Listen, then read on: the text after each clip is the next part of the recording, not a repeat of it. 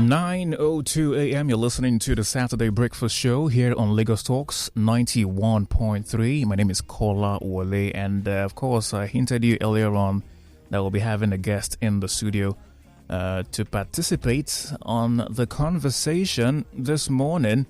And per usual, we get to bring in, people of interest, right, from time to time to kind of like sometimes pick their brain, to also get their opinions on issues making the round as far as the country is concerned. And this morning, we have a guest per usual.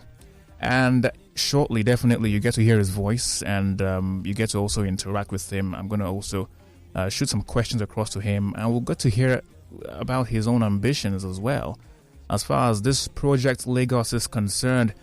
Today, this morning, on the conversation, we'll be having Ibrahim Obanikoro. He's the House of Representatives member for Eti-Osa Federal Constitutuency, Lagos State. I hope I did not bastardize your name. Good morning to you. Welcome. Good morning, Kolawole. No, you did not. Scale of 1 to 10. 10 over 10. I'll give you a pass mark. A pass mark. You're one of those lecturers. Yeah, one of them. Good to have you on the conversation today. Thank you, Kolawole. Yeah. Good morning, Nigerians. All right. Good morning, Lagosians. And good morning, of course, my constituents. It's yours. All right. So we're going to get to meet you. We know the name Obanikoro, but we want to know the exact individual we're dealing with this morning on the conversation. So we're going to get to know about you. So give us a quick introduction or reintroduction again to Lagosians. Okay, thank you, Kaole. I'm Ibrahim Obanikoro, born and raised in Lagos, into the family of the Obanikoros of Lagos Island and the Banjoko of Ikorodu. I was lucky enough to school in St. Xavier's, Ebute Meta. Before that, I'd gone through a spell of primary schools, and I went to the other school out of the two schools in Nigeria, King's College, Lagos. Here we go again. Glory to all the KC boys listening. Then from there, I was opportune to go to the United States, where I studied my first degree in political science with a minor in criminal justice, and then had the opportunity to do my master's in public administration at Pace University, New York.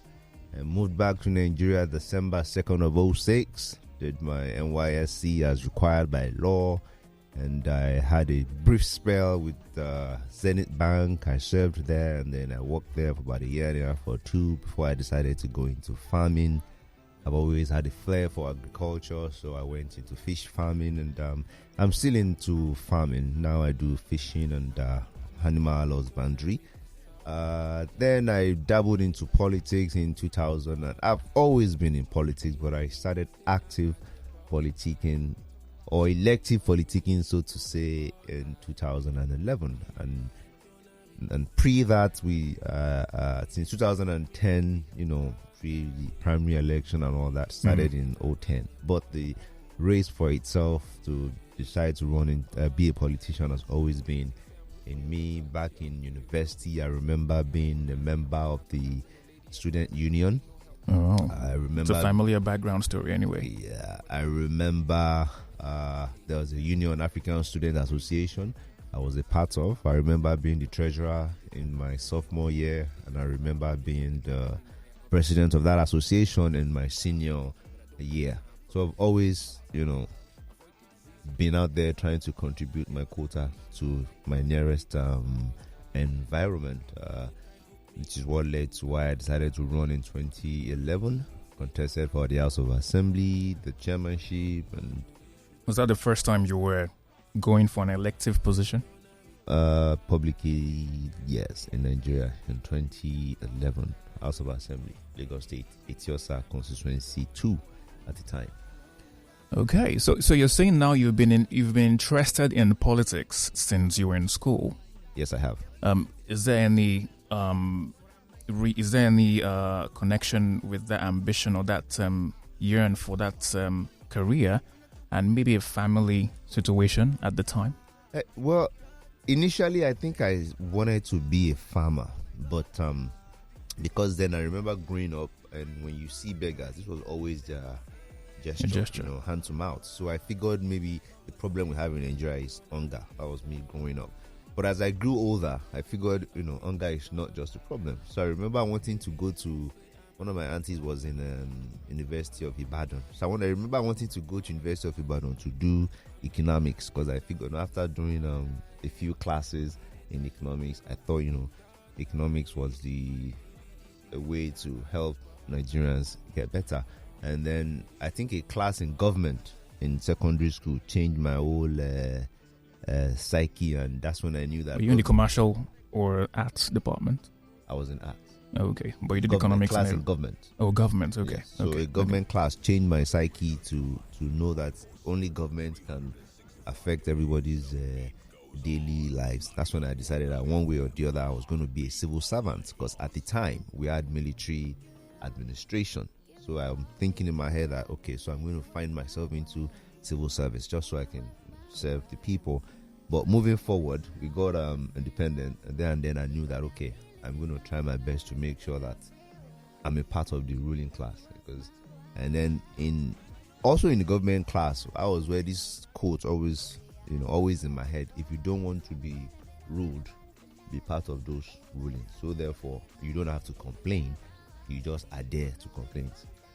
So that has been the drive from back in the day, being involved in decision making as far as government is concerned. It has always been, and not to write off. Obviously, my dad obviously is a great influence on me, and his circle of friends were all politicians, and I admired all of them, from Honorable Minister Ademola Seriki to the late Papa Adeniji Adele. These were great. If you are into politics, these are politicians that held Lagos Island and Lagos Central. So who would you say among these great minds were your mentor or mentors? Oh, the beauty of it is that I learned one or two things from each and every one of them politically, including a late engineer Funshaw Williams, of course. Our presidential candidate also huge influence in me, joining politics. So I've learned one or two things from every one of them growing up. Okay. I also want to know, and I believe Lagosians also want to know about what platform you operate on as far as politics are concerned. And also shortly we're going to get to navigate through the state of the nation, get your opinions on some of the things happening. Of course, you're a stakeholder, just like we as well. We would love to also know your views on some of the issues making the rounds right now. Just bits of your opinions and where your biases lie as far as some of the things that are happening in Lagos and Nigeria are concerned. But first of all, tell us about your foundation. I'm a member of the APC, All Progressive Congress. Now, how long have you been a part of this? I've been a party? member of APC since 2017-18, if I'm not wrong. 2017-18. That's about 5 years now. Okay. Before that was what? Before that, I was a member of the People's Democratic Party, PDP. Is there a reason why you jumped ship? The leadership of the party at the time didn't, the direction we were going didn't align with my path, and I felt I couldn't continue with the party. And at the time, the party was almost non-existent in Lagos State. Do you still think some of these issues are still? I'm not a member of the party anymore, so I can't speak for them, and I can't. I don't know what's going on in the PDP, so I'm in no position to tell you where they're headed, who is handling and who is dealing with it. But I can tell you that of the APC that I am comfortable, and I see a vision that the Lagos State, most especially Lagos State, has for the people. Interesting. So let's pick your brains now. Get your opinions regarding some of the issues making the rounds. Hopefully, we can also open up the phone lines for Lagosians to contribute and ask you a few questions as well. Let's begin from insecurity now. Your party has been at the helms for the past 7 years plus, and this current administration will be wrapping up in a few months. we've had a lot of issues, right? Ranging from the economy to insecurity, to the environmental degradation, to transportation. So let's pick some of these things one after the other and get to know what your opinion is. As someone who is involved in politicking and governance, we definitely would love to know what you think about some of these things. Let's begin from insecurity now. Do you mind giving us an insight into some of your thoughts and opinions when it comes to fighting insecurity so far in the past 4-8 years? Let's look at Nigeria briefly, and then let's look at Lagos, because we want to still come back to Lagos where you currently are operating. Well, insecurity, I think we've seen the worst of it, and compared to 2-3 years ago, when almost every other day we were hearing of bandit attacks here and there and kidnapping, it has reduced tremendously. It's not as bad as it used to be. So, and during the course of fighting insurgents, the service chiefs were all replaced with new ones, just to bring in new innovative into the all the security outfits, and you can see some of the results. Now, what we have majorly today is more of kidnapping, and that from the information gathered is more of a inside thing, whereby whoever is trying to get you kidnapped is somebody or somebody that those around you that know your movement are making that plans for you. Not to say that the country is safe, not to say that I'm comfortable with the level of security we have across the country, but we must give kudos to the police, the Navy, the Army. They are trying their best in tackling the insurgents that we have been facing, and I think we are better off today than we were yesterday. Coming down to the southwest, and I think other regions too are trying to do that now. We've all now have the neighborhood watch, like Amotekun and Lagos State. We have a neighborhood watch that is helping Nigerian police to secure our state, and that's why Lagos State is relatively safe, other than the pickpocketing here and there that we have on the roads. I would say that we have more than pickpocketing anyway. Well, like I said, I stand to be corrected. When I say pickpocketing, I don't mean like people picking your pocket. I mean thieves, petty thieves. We have more than petty thieves. Robbing you on the highway, taking your phone, breaking your. Those are the kind of what we experience majorly in Lagos State, more than any other form of crime. So that's for Lagos State. So by and large in the nation, I think we're better off than we were.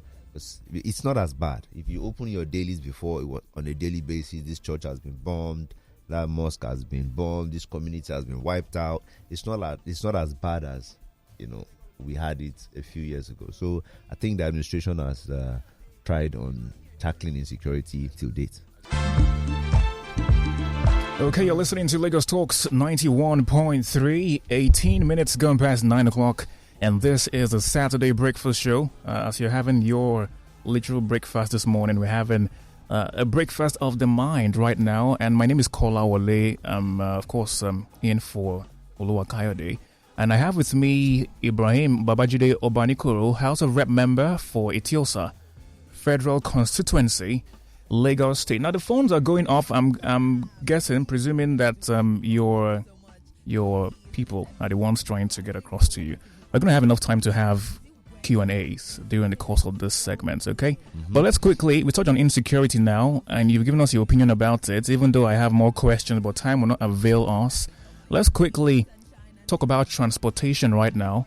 I know Lagos is having a project right now, the Blue Line rails. It's been on for a while, and Lagosians have been clamoring for alternative options when it comes to commuting in Lagos. It's hellish, in Lagos. People spend productive time in Lagos, trying to get to and fro work, and even the country at large. We also have had some setbacks when it comes to transportation. I mean, back earlier in the year, I think sometime in March 28th, we had the very tragic incident along the Kaduna-Abuja rail route now. So what's your opinion when it comes to transportation? How well do you think your party has done? And let's look at Lagos as well. How well are we doing? What's your opinion on the current situation? Well, I think the state is trying its best to get people from point A to B. I must give credit to the governor.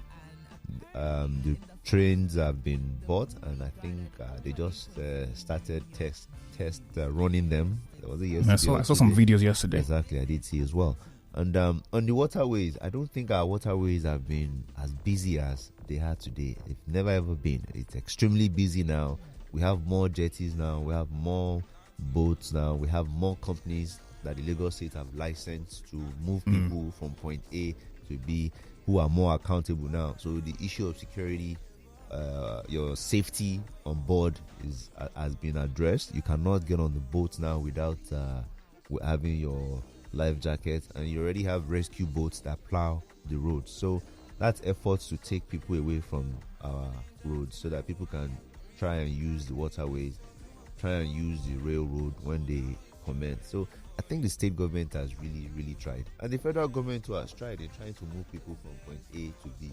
That's why you have the railroad from Lagos to Abeokuta to Ibadan functioning. From they've also done Abuja, Kaduna. I think those are like the two major. Those are like the two major ones. So our airways are the safest today, and we have more airlines operating in Nigeria today than we ever had. In the last 2-3 years, I think about 2-3 new airlines started operations. So that is that is what the government has done to try its best in trying to make movement across Nigeria a lot easier. And if you drive from Lagos to Ibadan today, I have spent at least 3 decades on planet Earth, and I know that I frequent Lagos Ibadan a lot.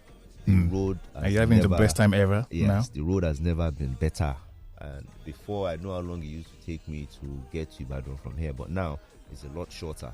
And I'm sure immediately after the repairs ongoing by Baga, it's going to be a breeze through. Speaking about the repairs, and then it brings to mind the construction. That road has been under construction from, I would say, time immemorial. I agree with you. Even before your party came into power, and you see that there has been more of completion. Did he have to take that long? Well, like I said, different governments come into power. I can't speak to that regard, because I can only speak as a citizen. I've not been on the helm of affairs, or it's not dropped on my table. Yeah, but what do you think as a citizen now? Should it have taken that long?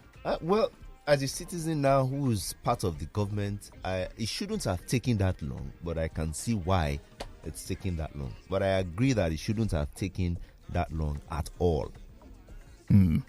Interesting.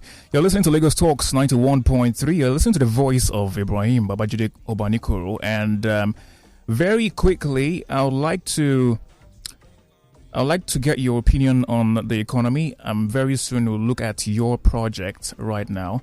According to the NBS, that's the National Bureau of Statistics, GDP isn't looking nice, dropped by 6% in Q2 of a couple of years ago. That's 2020. 1 year later, that was last year, the economy grew by about 5% compared to the same period last year. But how well do you think Nigerians are like coping beyond? So we are mostly concerned with the reality. So when economists come out with these figures, we can relate. We are just able to relate with what is happening on ground. When I go to the market, how much am I buying my staple food? How much am I be able to afford provisions, toiletries and all of that? So from your own opinion, you mentioned about speaking from a citizen's perspective. Mm-hmm. What do you think about the economy? What is happening in the market now? Extremely hard. It's harsh because the market is not friendly at all. Diesel, I spend about 1.6 on diesel on a monthly basis. That's buying diesel at 800 naira per liter. That's to me. I don't know how others will cope, because it hits me hard. It's hard on my pocket as well. So I know that the economy, what the economists and what we Nigerians are facing, are almost walking different paths. But the honest truth is that it's a global issue. It's happening all over the world. It's not just in America, not just in Nigeria. In America, before, I remember when I was in school, we used to buy gas at 89 cents per liter or $1 per. At the highest would be $1.02 per liter. But today, I was just in the summer, I was buying gas at $5 per liter. It's a global thing, and I know that in the UK they are also protesting over the cost of milk. So it's not just a Nigerian thing. It's something Nigerians need to try and understand, that it's not just happening in Nigeria, it's happening all over the world. It might hit us harder because we don't have a system that gives us that cushion. It's cash and carry, So that's the only way I think it would hit us harder, because we don't have that cushion, like I said. So on economy, I think we're struggling. It's hard on every Nigerian, myself included. Do you think, I know you've said it time after time, that you're not in a position to say something, you're not calling the shots, but I'll still refer to you choosing to speak from the position of a citizen. Do you, in your heart of hearts, I know you are affiliated with the APC, but in your heart of hearts, do you think they could, or the people at the helms could have done a bit better in terms of policy making to make things easier than they are now? It's just like football. Spectators, when you are watching, you are the best player in the world. But when you're on the field, it becomes a different ball game. The passes spectators see, the players will not see it. And the ones the players don't see, the ones the players see, we spectators might not see it, or will condemn the pass. I should have done this, should have done that. That's the situation you're putting me in now. I'm not in their shoes, I'm not walking in their mile. So I don't know what's coming to their table. All I know is that I'm on the receiving end, and I speak for the people. We speak. The economy is hard. Dollar has risen from about 300-400 naira per dollar. Well, it's still about 400 anyway, according to the CBN. Even though we can easily get that in the black market. I'm talking about black market. Even in the CBN, it's gone from, now it's about 400 naira. So it's extremely, difficult. So I don't know how they're going to do it, but I think we need to find a way to give our naira some boosts, make it a bit stronger than what we have today. Maybe, like everybody always says, like we all know that the best way to push our economy forward is when we look inwards and find a way to stop importation and increase our exportation. I think we need to, as a country, I think that's the direction that we need. We've been saying it. We know it's what we have to do. I just think it's about time that we actually start doing it, as opposed to knowing and saying we should get on it. So I can't speak for. I don't know what those on the arms of affairs are facing. I'm sure they are also having a very tough time making decisions to try and please over 250 million Nigerians. Well, I've gone all and all, and to really quiz you on a few things, but time will not avail. You're listening to Lagos Talks 91.3. You spoke about speaking for the people, and that brings me to what you are currently involved in at the moment. But quickly, before we talk about you, let's talk about Eti-Osa. It's a very popular constituency, the fastest growing constituency, arguably in Nigeria and Africa.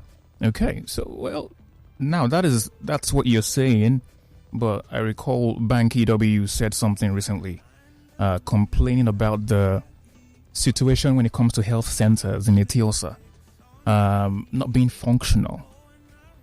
What do you have to say about this? Have you seen the issues when it comes to health around that constituency when it comes to the health centers? Well, it's just as you have it everywhere in Nigeria. It's not your grade. They are not your grade A health centers, but they are there. They are functioning.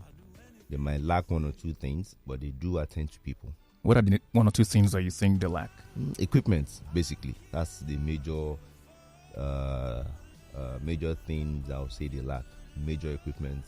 For example, for those that have the kidney dysfunction, this machine that they use for dialysis. For dialysis, I don't think we have that, because you don't have one. I don't think we do in the public ones, because it's one of the things we are working on to see how we can get one of them to have a dialysis center where people can go and get do their dialysis I think on a weekly basis or bi-weekly as they do it.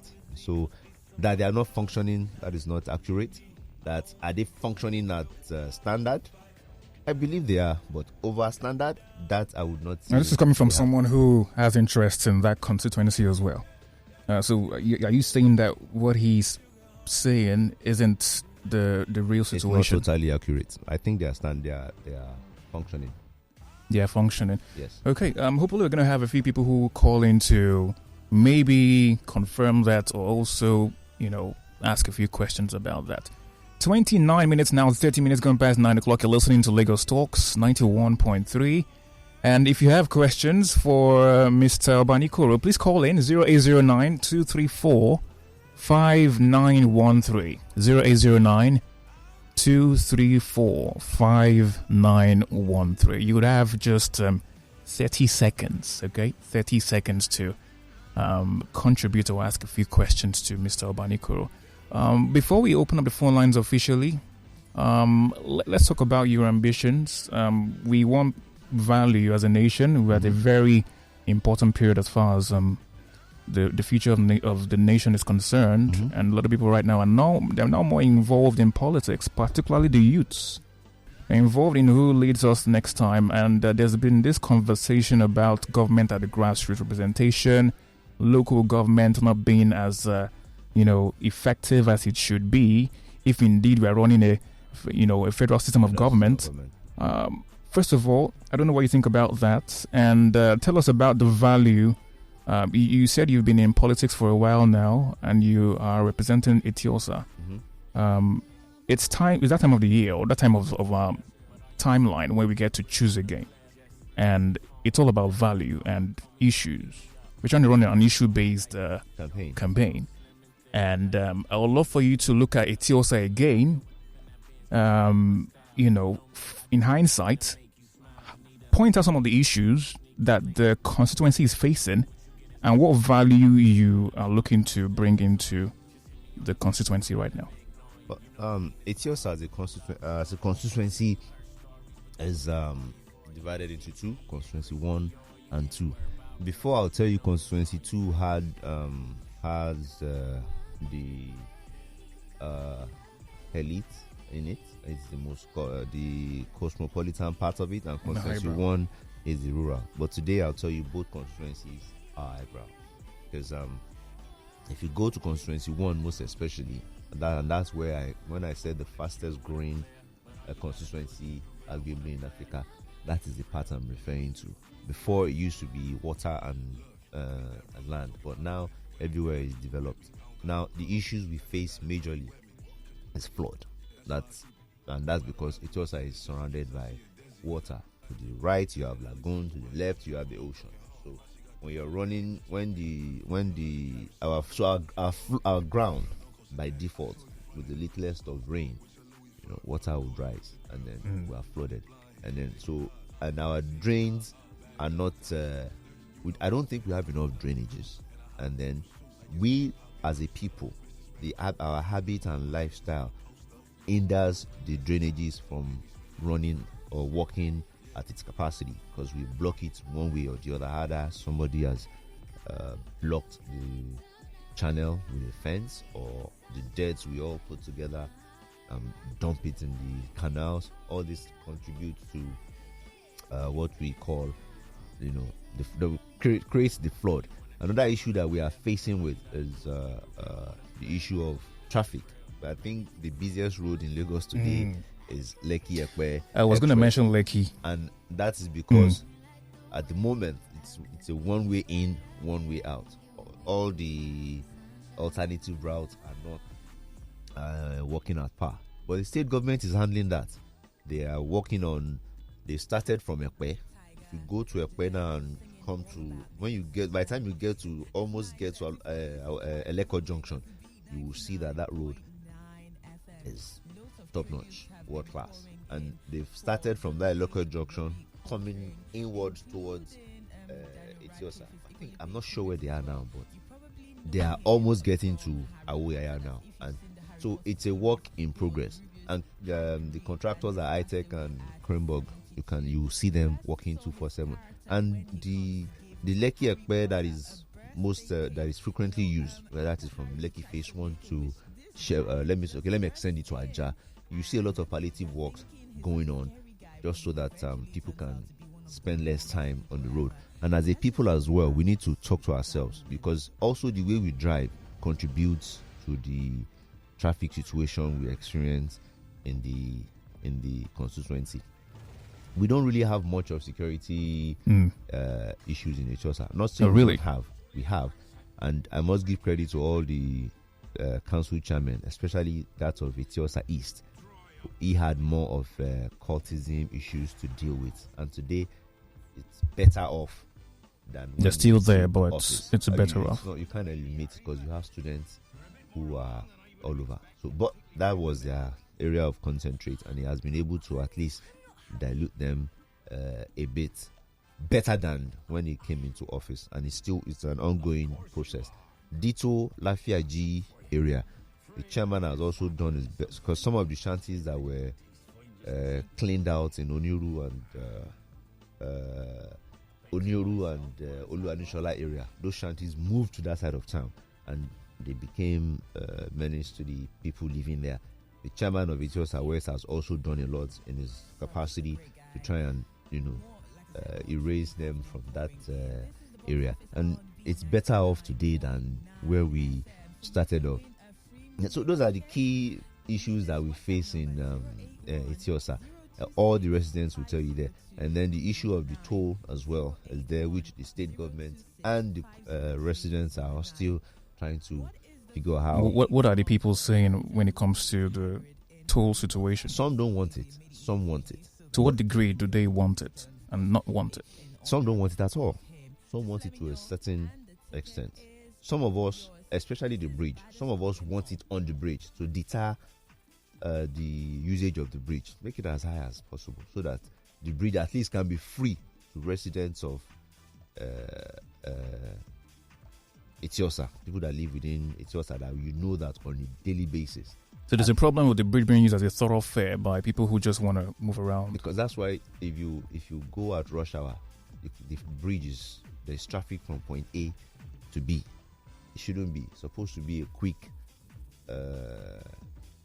channel from Ikoyi to Lekki. But it's an alternative because if that place is being levied with toll, it means that traffic you're trying to avoid there goes somewhere else. You don't put alternatives in residential areas. Okay. These are residential areas, so it's not an alternative.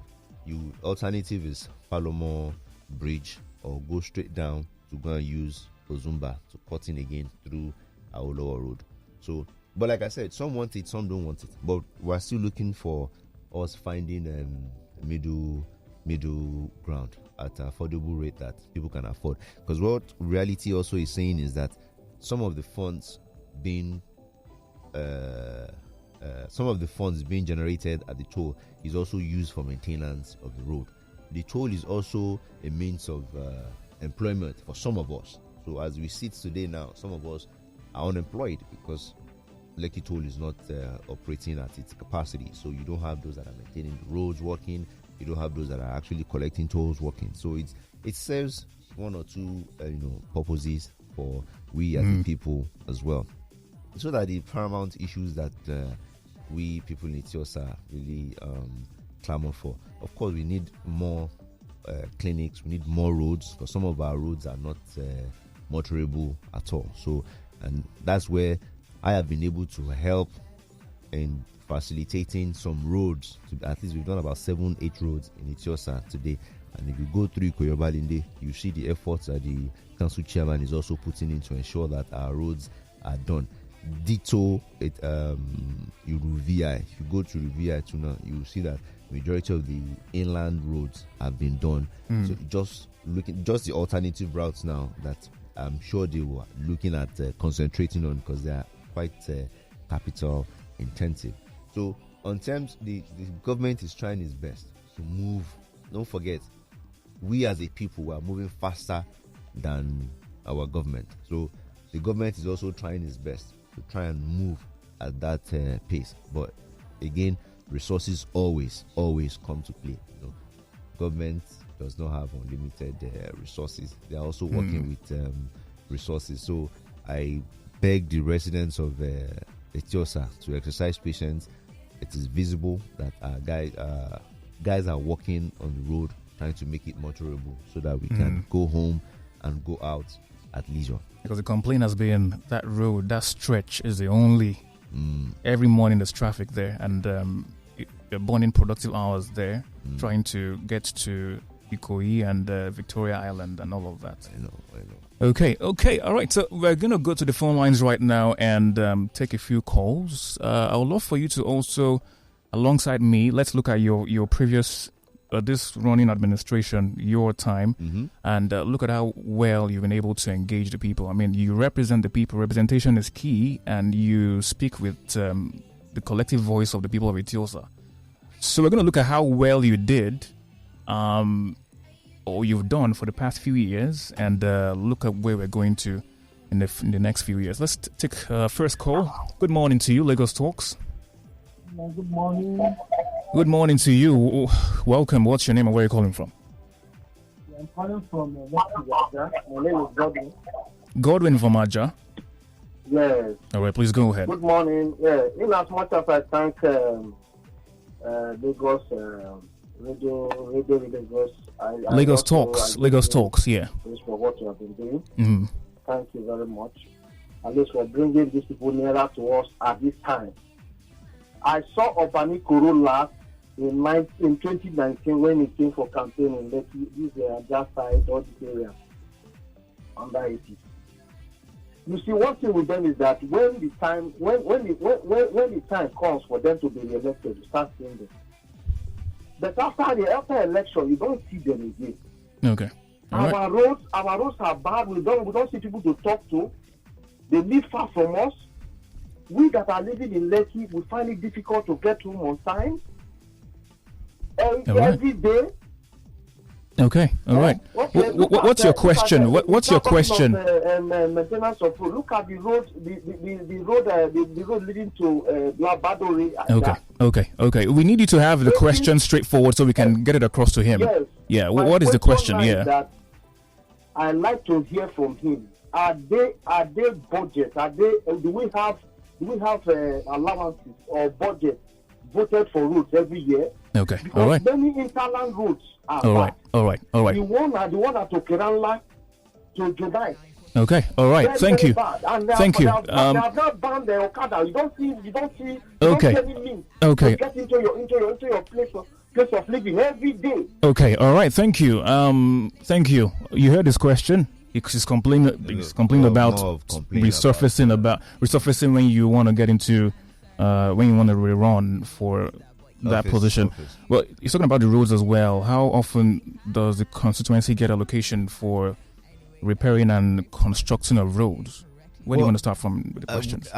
Let me first of all, on the issue of budgeting, I'm not operating on the state level, so I don't know how much is budgeted to. Sorry, no, that was not his question. No, you didn't ask how much. It was asking. Is there allocation for roads? I am sure there is allocation for roads every year. That is why that roads are being fixed, rehabilitated on a yearly basis. So there is allocation for roads, but they've just not gotten to that side of town. And is there a reason for that? Because Eti-Osa is huge. Eti-Osa spans from Obalende, McGregor Canal, all the way to Majek, the borderline with Ibejuleki. It's huge. So,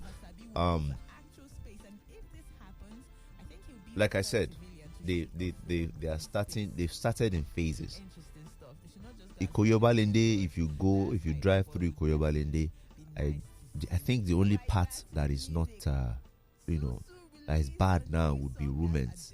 At the top of Rumens, when you want to get into Aolo Road, that's the only part that I think is not in the entire Ikoyi-Obalende today.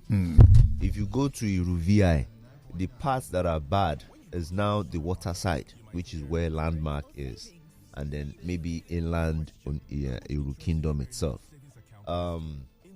if you go, then after that, you go onward. Majority of the estates, kudos to them, have been able to come together as a people and, done their roads. So you have pockets of roads that are not good, and you have, pockets of roads that have been taken care of both by the state government, local government, and resident association. So let me thank the resident association as well for all the efforts that they've put in to ensure that at least they've made life a bit easier for the government. For his concern about not seeing me, I apologize for you not seeing me. Are you conceding to that? No, I'm not conceding to it. But as as your representative, I can't be everywhere. I can't touch everybody at once at the same time. It's a gradual process. And I have not been invisible. I have been extremely visible. I engage Lassa a lot. That's his Lekki Resident Stakeholders Association. I see them often. We go around villages to visit, one. There's a problem of communication. People are not aware of your movement. Well, I mean, like I said, it's impossible for everybody to be aware of my movement. I try my best to be out there. That's why we have a running website, ibo.org.ng. That's why we have a Facebook account. What's your? We'll go through with that information maybe after a while. Obanikoro. We have a Twitter account at Jide Koro.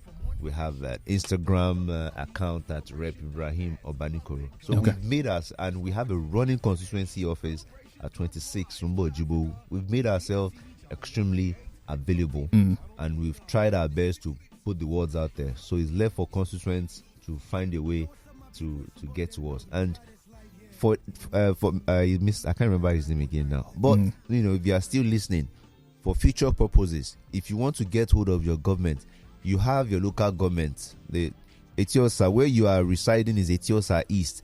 The local government facility is off that express road in Shongotedo. You can always go in there to ask for the chairman or any of the councillors, and from there you can, get my contact. And if you're up to it, you can always come to my constituency office here in Ikoyi. So sorry you feel that you've not seen us. It's not that we have neglected you. We have been working for you. Well, I'm challenging you now. Going forward, make it a point of duty to come on the radio, come on television, and let's people want to engage people like you. But funny enough, we do this. I think my second or third time coming here. One, I came Sunday night. I don't remember the name of the. How long ago was that? And not too long. This year, if I'm not mistaken. This year. Okay. Sunday night, I was here.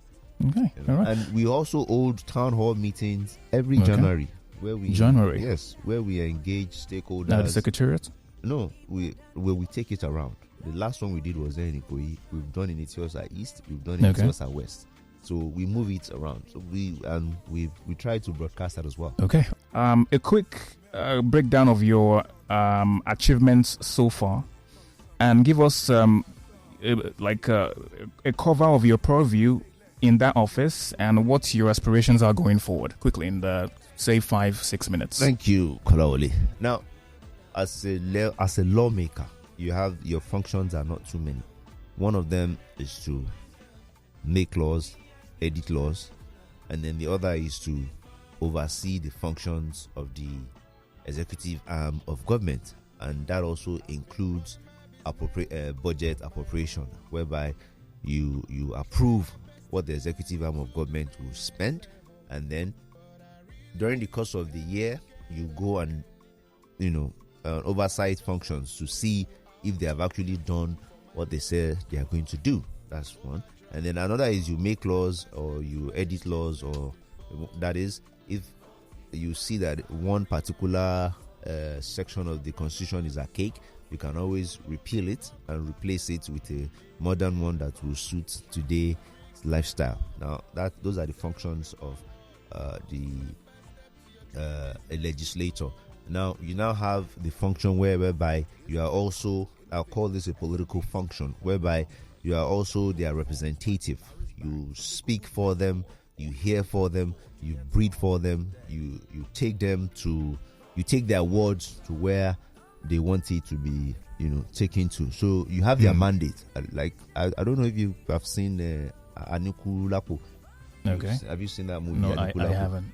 You should try and see it. there is You're going to pay for promoting the movie. The later king. I'm not promoting the later king. Are you going to spoil the movie for those who haven't seen it? No. He had a spokesman whereby he will tell you whatever I say are the words of the king. Okay. Whatever I do are the actions of the king. That is exactly what I am to the people of Eti-Osa Federal Constitutuency. Okay, let's and quickly. That is why. Okay. When I first got into office, one of the first things I did was realize that we have so many barracks in Eti-Osa Federal Constituency, and all the barracks are not in a habitable state. So one of the first motions we moved was to ask that all these barracks be rehabilitated, and we are still hammering and pounding that it has to be done, because for our security men to be mentally sane when they come to work, they need a serene environment where they will go back home to and get their comfortable sleep and their families are happy. So that's one of the reasons why we moved that motion. And during the course of the last years, what we have done also is when Lekki Toll wanted to start tolling some months back, we wrote them a letter. Said, look, my people are not happy with this. And most especially currently now we have fuel scarcity. So it won't make any sense to start tolling. So we wrote them a letter to stop them from tolling, and they are yet to start tolling. During the course of our mingling with our people, some elders that have not been able to get their pension paid have come to me personally, and I've been able to help them. Today their pensions are being paid. During NSAS movement, during COVID-19 movement. Don't forget, this administration also was hindered for about 8-9 months, where there was lockdown. We couldn't do anything. COVID-19. So we, at least, were able to help some of our constituents. With the effect, we helped them with cushioning the effect of the. In what way? We gave out cash to those that needed cash. We gave out food materials to those that needed food, and we partnered with an NGO that we fed for about a month or thereabout. In Eti-Osa? Lockdown. Yes, in Eti-Osa, right by Oniru, the FO station opposite Lekki Phase 1. For about a month, we were feeding people on a daily basis.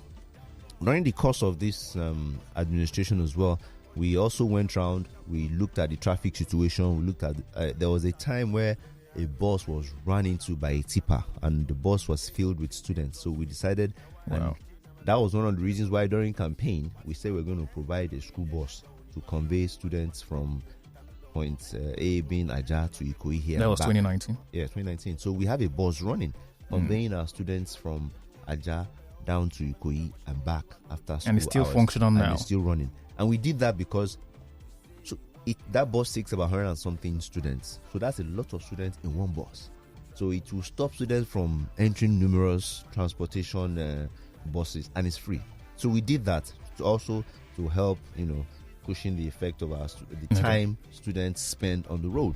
So one of the reasons why we also concentrated, because we have been able to facilitate about 4 schools on that side of town, is because on Eti-Osa constituency 1 is because majority of them come to constituency 2 for school, and because the schools there didn't have enough classrooms. So we've built at least 4 different structures for schools in that area. Now we need to wrap it up though. We have barely 3 minutes. Okay. So tell us just wrap it up and then tell us about how Eti-Osa residents and people that run businesses there can get across to you, maybe like a Facebook page where they can get information about the area and know more about you. Well, like I said, I'm easily accessible. The constituency office is 26 Sumbo Jubo here in Ikoyi off Ribadu. Our Instagram handle is at Rep Ibrahim Obanikoro. Our Twitter handle is at Jide Koro. And our website is ibo.org.ng. You can also send emails at ibocampaign@gmail.com.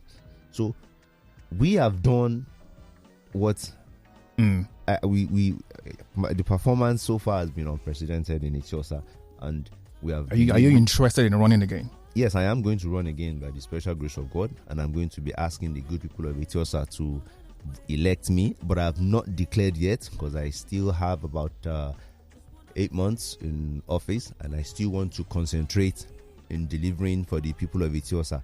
so I don't want the attractions of campaign yet. But in the nearest future, we're going to declare to run for a second term, and we're going to bring out our manifesto or legislative agenda, so to say, so that people can see what we have done and what we plan to do next.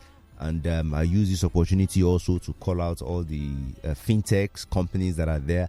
I need you guys to reach out to me, because we are trying to make, at the moment, our laws does not give you enabling room to operate. So we need laws that would give you room to operate. So if you can reach out to me, tell me what you want and what you don't want, so we can help you put it, make into law that will make you operate and you can maximize your profits. So my dear constituents, I've been your neighbor. I remain your neighbor. I'm accessible. My phone numbers are not going to change. The office will remain where it is. Our handles will remain what they are. Kindly reach out to us, whatever issues that we can help you with. Can I just say one or two more things? We need to wrap it up, though. The time is up. I give you 15 seconds, please. We need to really wrap things up. So 15 seconds. All right. Thank you for the 15 seconds. Some of the issues that we've been able to tackle, health, we've been able to facilitate infrastructures. At least 8 roads have been done. We've been able to help you light up our streets, because we know that dark areas call for insecurity. So a lot of solar street lights are being put in place and have been put in place. And we're still working to make sure that we partner with the state government and the LGA and local governments to bring succor to your daily livings. Thank you. All right, up next is Signals here on Lagos Talks 91.3.